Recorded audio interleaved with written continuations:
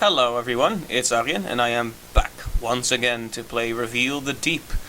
Now, in the last episode we discovered some more things about just exactly what happened on this ship. Apparently they visited some kind of an island and found a temple, and in this temple there were boxes containing monsters apparently. It's not very clear yet.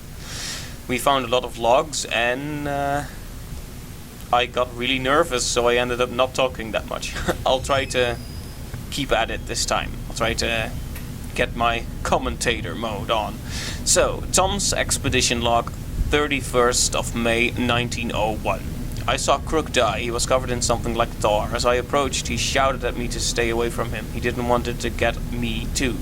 I can't find my way back to the upper decks. I don't know what to do. So what I think is interesting is like the little black creatures, the tar creatures. Those are pretty, normal.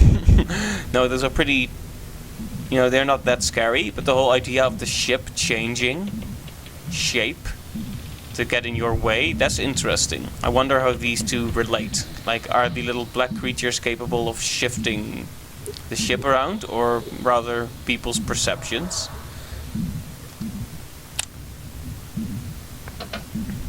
All I can tell you is that I have set this game to the better graphics card, GPU, and now it runs a lot better, though it's still pretty slow. So most of the slowness was due to the game being just pretty slow in general, which I guess makes sense for a puzzly exploration-based game that's mostly about atmosphere. It's not about the action, so either way it works fine now, so we should be able to go a bit faster.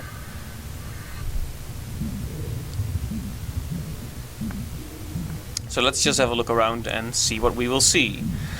There's nothing else down here, just gonna check real quick. There is a lot of black tar on the ground. Let's call it tar, and not monster residue, even though we know it's actually monster residue. The mug is stained brown with tea. It's funny because there was, in the old Scooby-Doo cartoon, there was actually a tar monster, which is kind of a gross concept, but it works.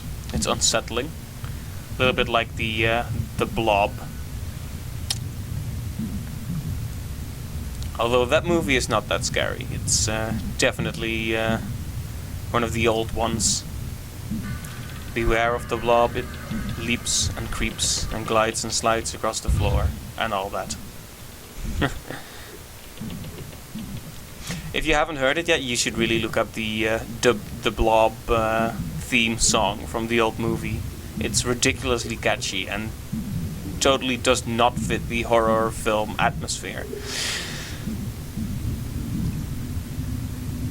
It's actually kind of charming.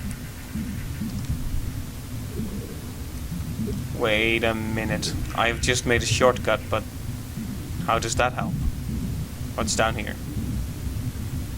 Nothing useful.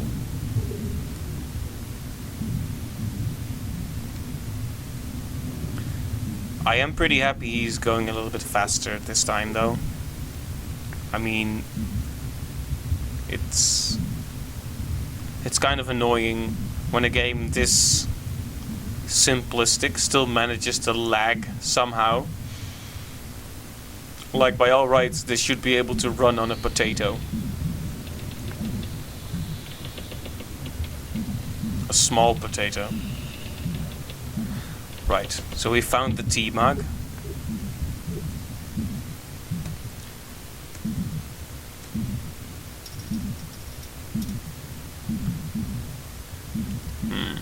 Let's see here.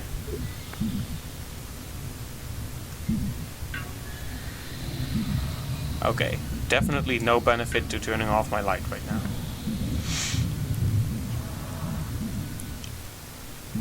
Doors cannot be interacted with.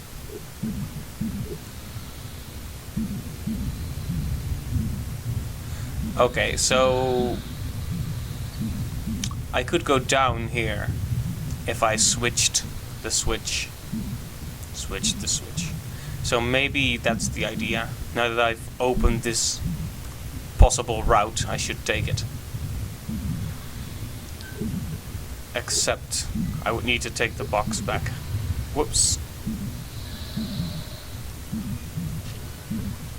Nothing says genuine horror like block pushing.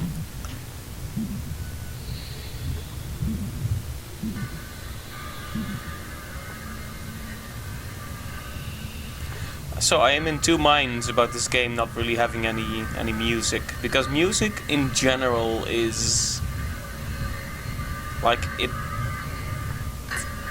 can really build tension when used properly, but that said, so can silence and good sound design.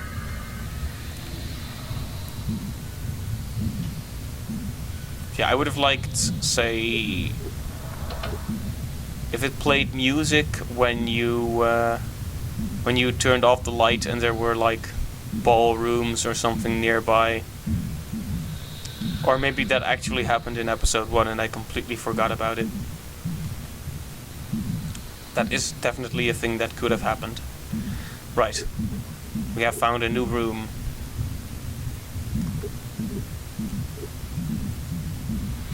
But yeah, these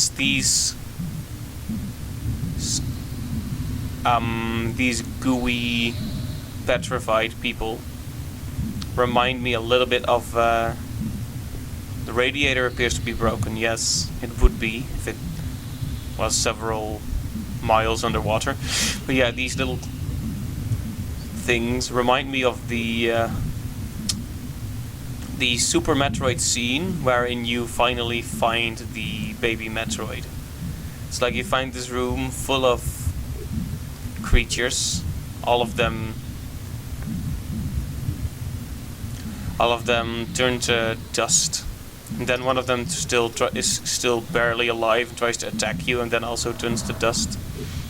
It was a pretty scary scene. I love Super Metroid. That's a great game. The Metroid series in general is quite good. The ingredients were beef bourguignon. Bourguignon? Is this a real word? Are you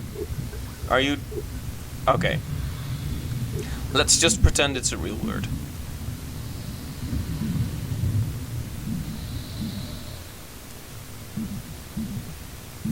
Even though I'm pretty sure that it's not. Right. What? So what happened to the whole mechanic with the spikes? They introduced it in the last chapter and then they just kinda dropped it. Well, we've only just begun this one, so maybe I shouldn't be impatient. Wet look trousers are in at the moment. What? Wet look trousers are in at the moment. Is this a joke? I'm not sure if this is a joke. I mean, trousers would be wet if you wore them underwater. Yeah, I don't know about that, like the Valve joke in the last episode. Seems like the game is trying to have these little moments of lightheartedness, but it just doesn't fit. Like, I understand the concept of highs and lows, but it already employs highs and lows with the brighter rooms.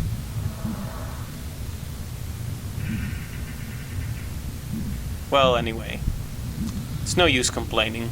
I still like the general atmosphere.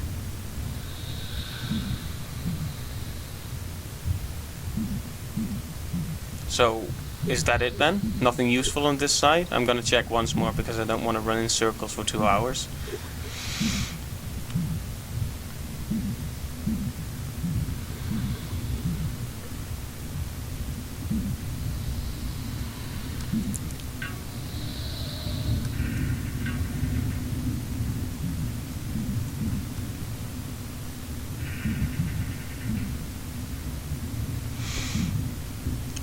How did I get back up there? Oh, through here, of course.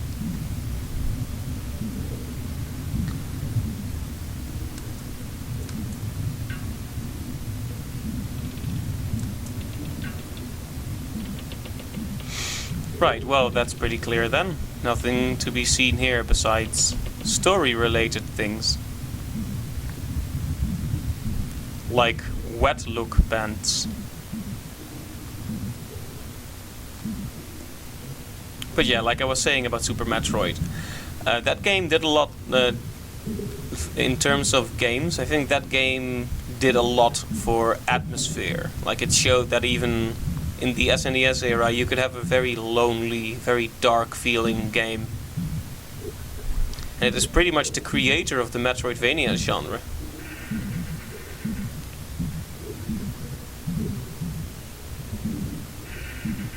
Have I checked out the left properly? I'll check it out briefly. I'm not talking about politics, I'm talking about the actual direction. That was a joke. There's light down there.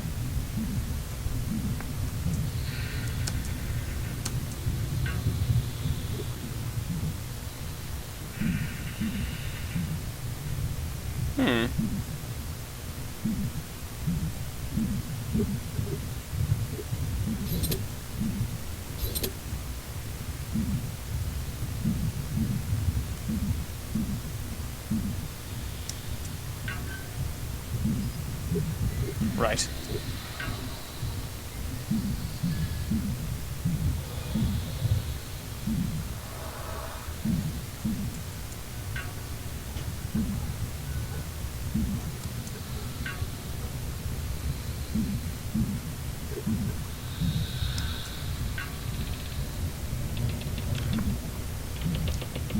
Like I said, the puzzles aren't that hard, fortunately.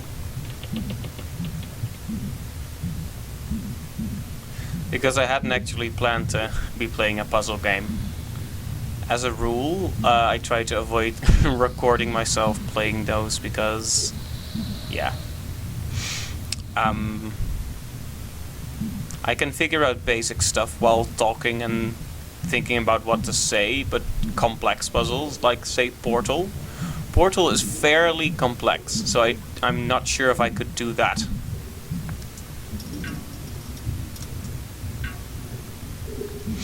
While recording. Of course I've already beaten Portal, so there wouldn't be much of a point to it, unless I wanted to do one of those prepared playthroughs. Right. We are running into monsters again.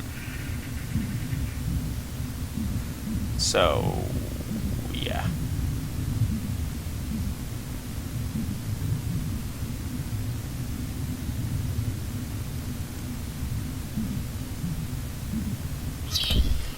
That startled me. Like you probably didn't. It's yeah. I get startled in a very particular way. Like some people yell or scream or jump, but I just kind of reel backwards, and yeah. So it's more scary because I actually expect it. If that makes any sense. It's like when I watch another person play a scary game, it's not actually that scary to me when something happens. Hey, I was aiming my light right at him. I guess I should have been at a distance. Yeah, it's... Yeesh. That was stupid. That was really stupid.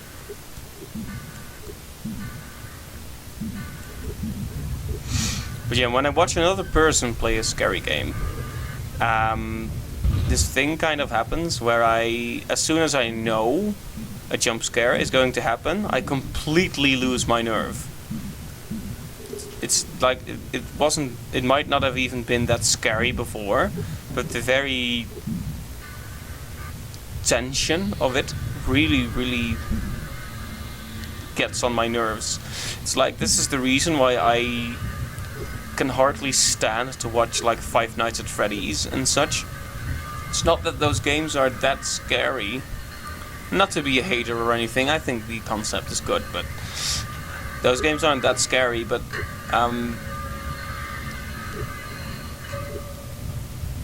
well, it's just the moment, that feeling, that you're going to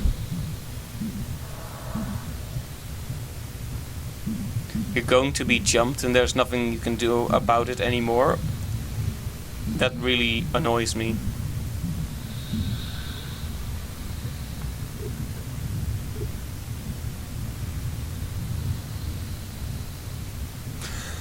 Right, looks like we're getting some more insight into where exactly the monsters came from. It's all my fault. Everyone is dead because of me. I took the silver box from its hands. Apostrophe S again. Then I started dreaming of a man made of light. He was coming to take it away from me. He was terrifying. He wanted me to return it to the totem, close it away where it belongs. When I looked inside the box, I couldn't understand what I saw. It was so dark and beautiful. I felt it escaping. Right, so Tom here, Tom stole something, which then proceeded to wreak havoc on everyone on the ship. Whoa. Those symbols, statues, totems, are those the totems he stole?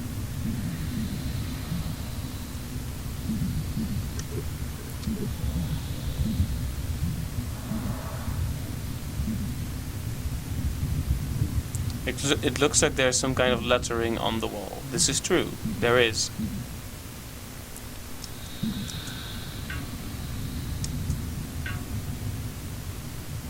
Should I try to remember this?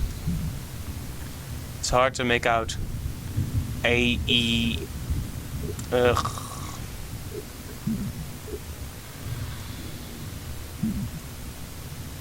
I think that's an F3 something 4. Whatever. I'll get back here if it turns out to be important.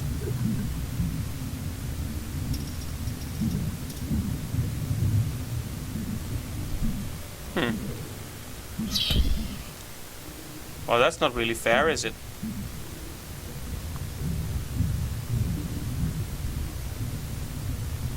What is that? Why is the window moving like that?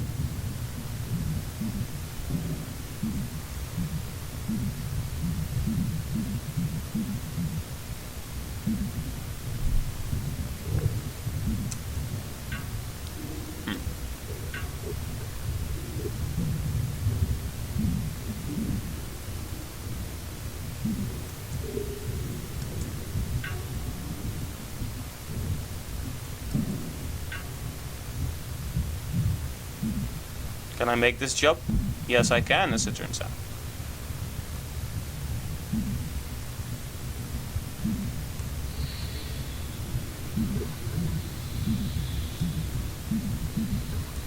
I can't move this one then?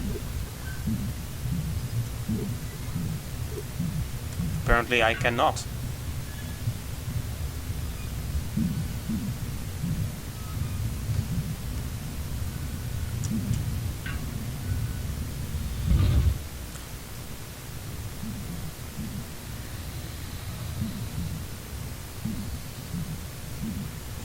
I can't? That's interesting.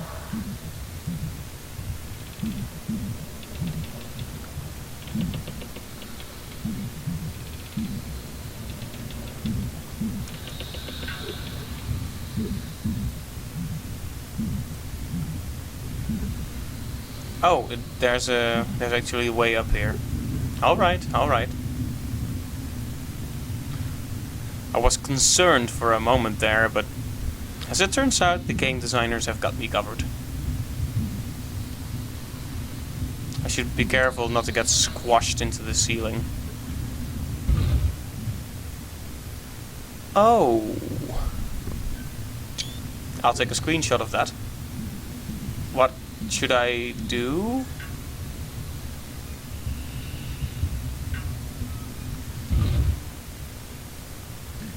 Well, I'm so sorry.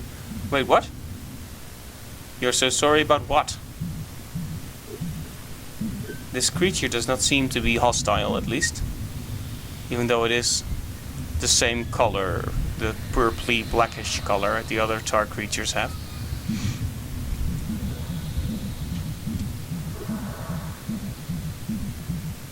Well, this is weird.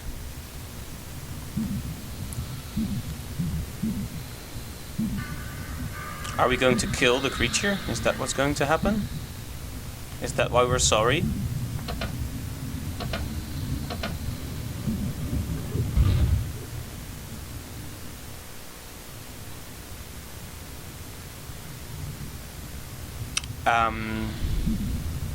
Well, we did it, but why?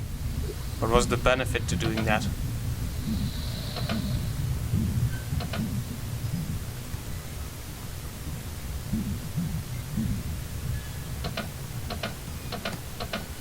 Also, that thing is overly responsive. It like almost always turns right back because it responds to me holding the key rather than me pressing the key and then releasing it.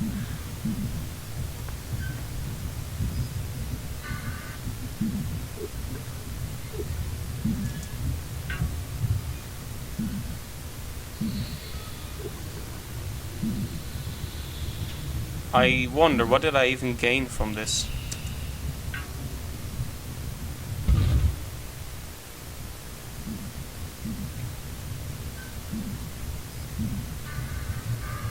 Oh, right, I get it.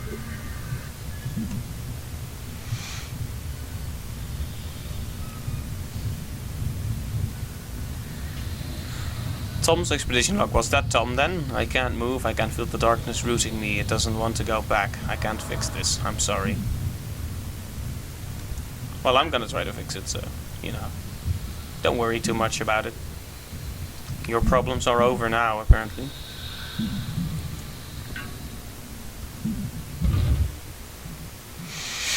Right. Steady progress.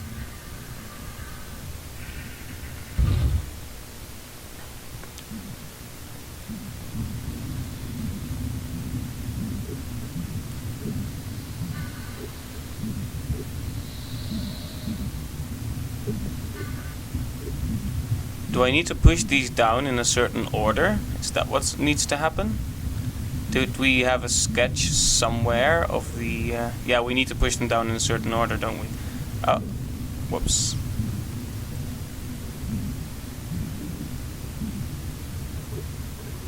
Did I just screw everything up?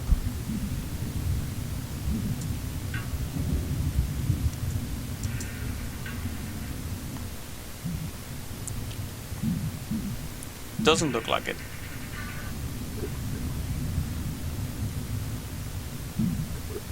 Alright. See, that's something I like. The design of the areas actually makes sure you can always find an easy way back. So, we probably need to push these down in a certain order. Thing is though, we've got head, hands, the moon, and the wood is starting to green with algae. LG televisions.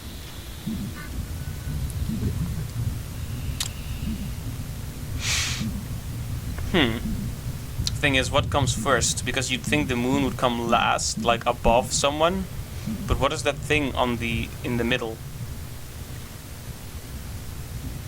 That thing on the bottom right, rather. Is that the sun, then?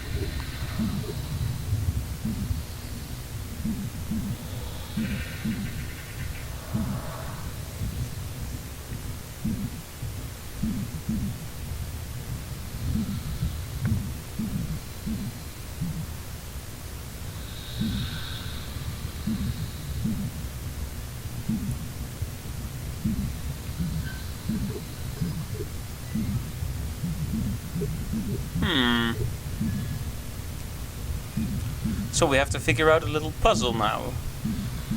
Though I cannot tell you why or what we will gain from it.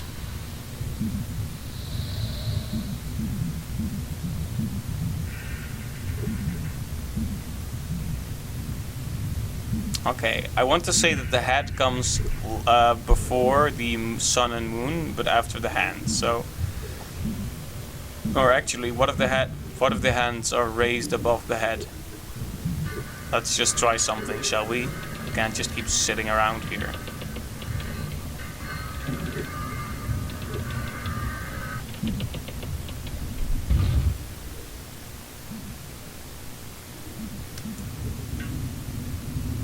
does not float back up. Is this... Do I only have one shot at this then?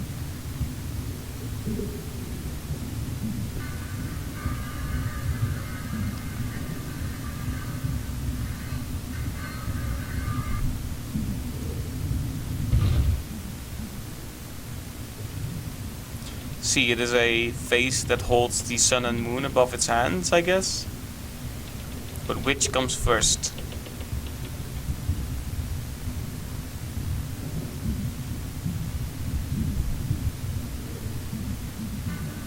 I don't even know if this is the sun, though.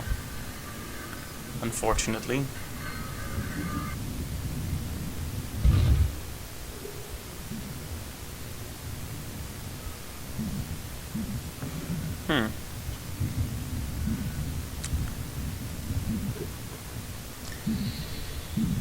Maybe I should have done the moon last.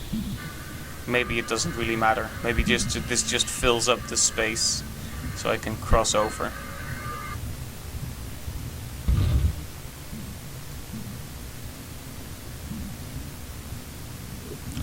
Oh, nope. It was just wrong.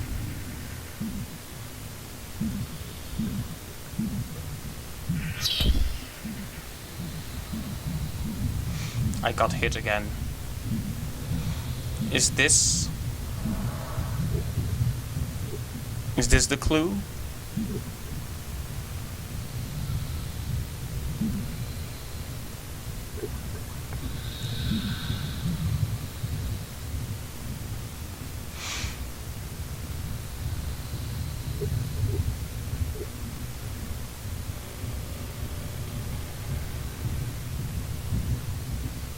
Because I'm pretty sure that is a 3 and that is a 4. But otherwise, it looks like an A and an E and an F to me.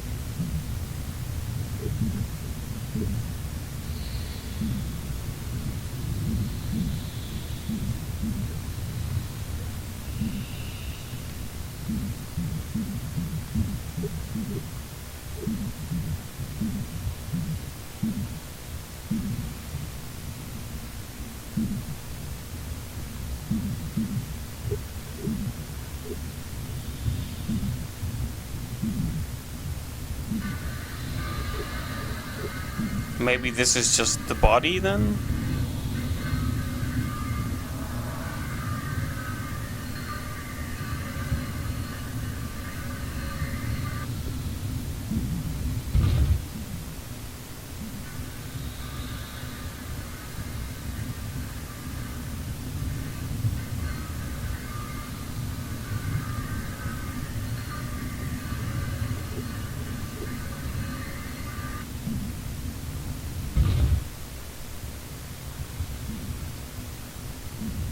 Because I'm pretty sure the hands would have to be above the head, right?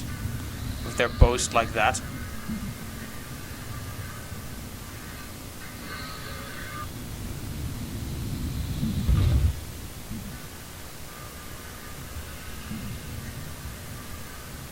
So now it's essentially a person raising the moon above their hands. That's what I'm trying to convey.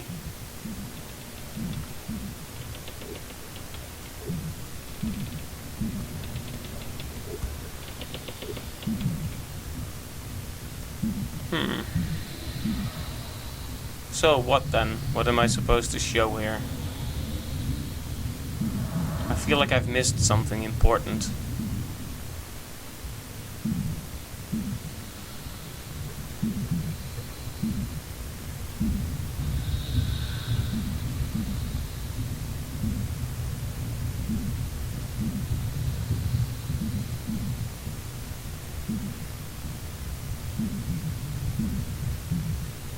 Did I look at this?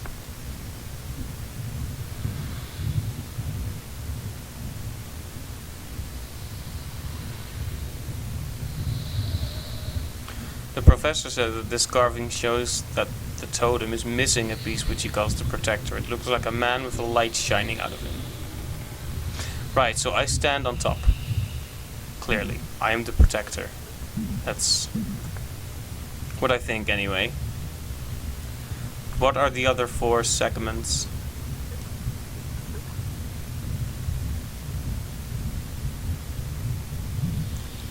It looks like... What am I... This is the clue. This is clearly what I need to be looking at. But... I'm trying to figure out what these things are. Like, it looks like a clock.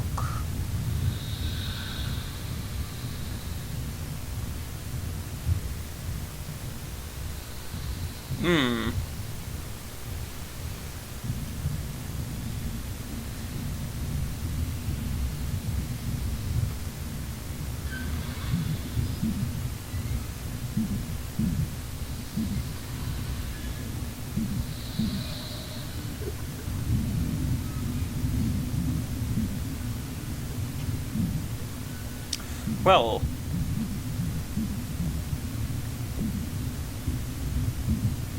I don't quite get it yet.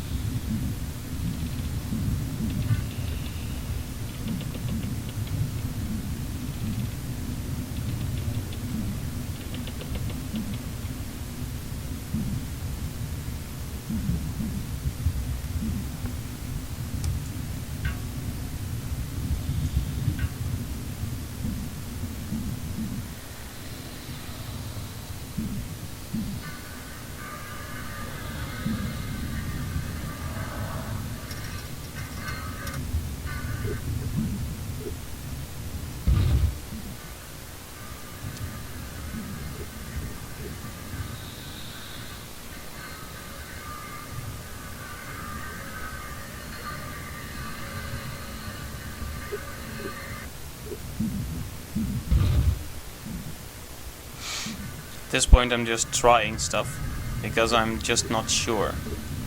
I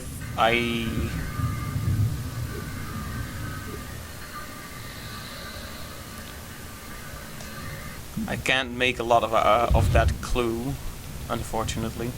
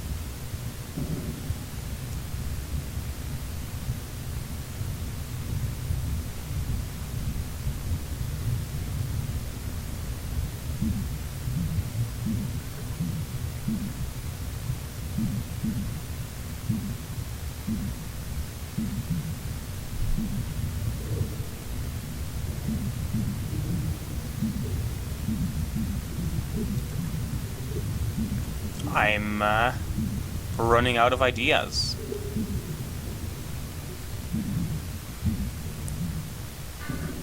To people who know this game, I must look really dumb right now. Thing is, I just can't figure it out.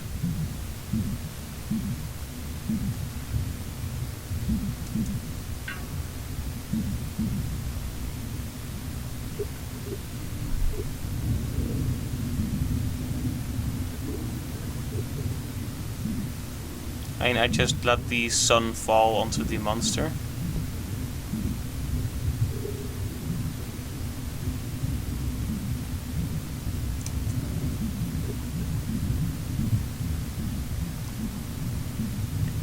So maybe...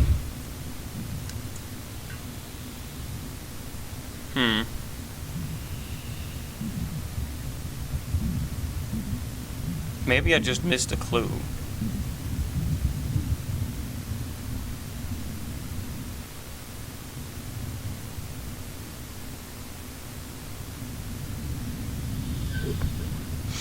Right. This part of the totem represents soul. Let me grab a pencil.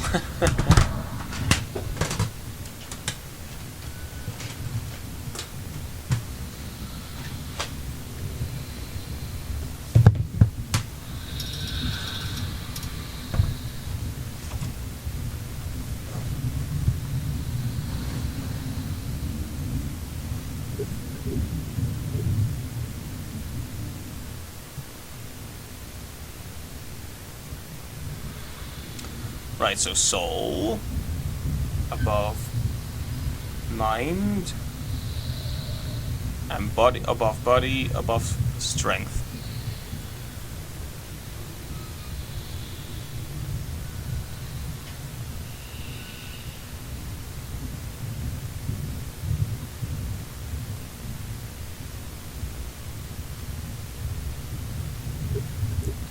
There. Jotted it down.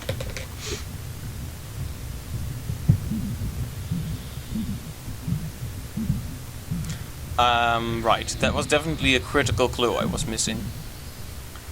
Maybe I can figure it out from there? Or maybe there's more to see.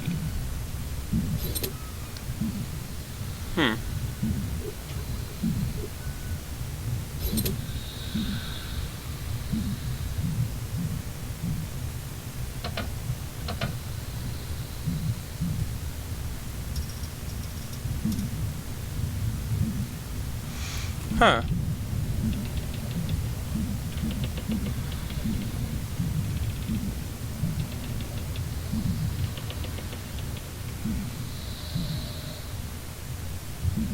Oh, have I just... I'm confused. I think I got back to an earlier area through that path, but we don't want to be going back yet. But we also don't want to miss anything. Right, no going here. That's where I initially came from. Now I need to be careful of the spikes again.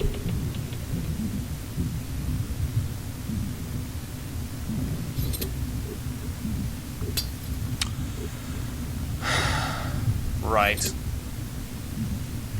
So let's not go there then.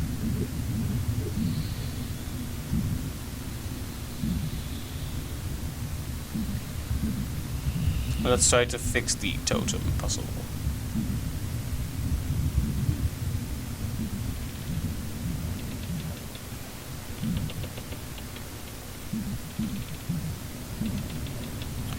Right, so let's see what I've... Soul is above mind, is above body, is above strength. Which means the moon comes at the very top. Clearly.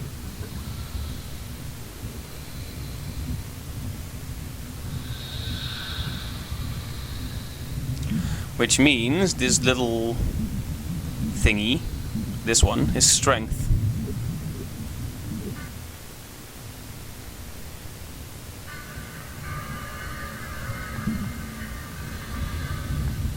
Right? Probably. The hands are body. The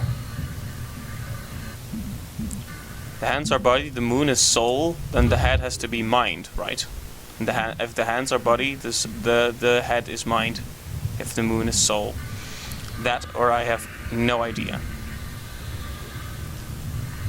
But if I get this right, I have earned many puzzle-solving cred. Many cred. Many cred. A lot of cred. Many kudos. Due to the way the hands were, I was just kind of sure I had to put them in a certain... like at the top or whatever. Because it looked like he was carrying something. But I guess... I let my presumptions get the better of me.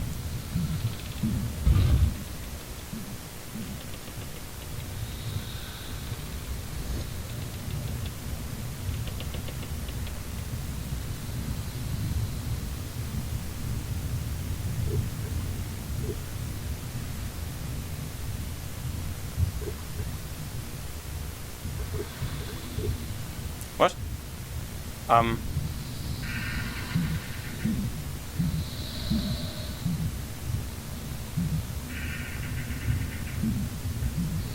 What?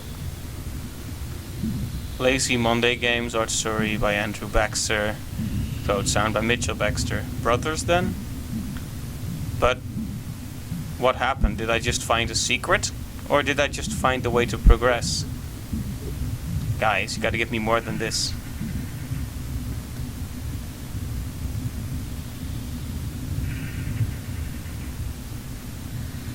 What? What? Was that it? That's it? Wait. Wait, I'm gonna...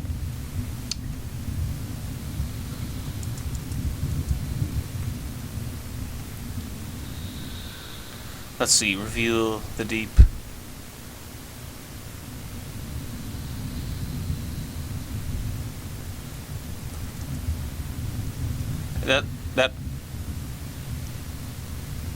That was it then. It just kinda ended without much fanfare. Like, I figured out that I was probably the fabled protector, but why? But what? What did that mean?